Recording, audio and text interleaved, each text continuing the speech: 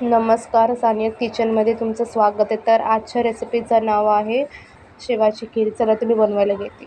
आता कढईमध्ये मी तूप घालते. कढई चांगली तापली आहे. लो फ्लेमवरती आता मी घालते ड्रायफ्रूट्स, काजू आणि बदाम घातले. हे चांगले भाजू दे.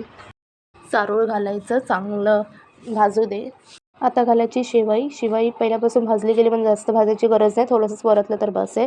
आता मी दुसरीकडे दूध घातले, त्यात केसर घातले आणि चांगली त्याला उकळी येऊ द्यायची आहे. चांगली दुधाला उकळी आली, आता मी घालते 1 कप साखर आणि चांगली वितळू दे.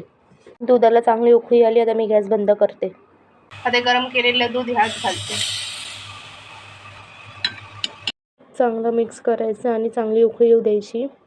चांगली उकळी आली, आता घालायचं 1 चमचा वेलची पावडर आणि चांगलं त्याला मिक्स करायचं. गॅस बंद करते आणि गॅस बंद करून चिमूटभर मीठ घालते, त्याच्याने गोड पदार्थाला चांगली चव येते म्हणून. आणि गॅस बंद करून का घालायचं, नाही तर ते फाटेल म्हणून दूध.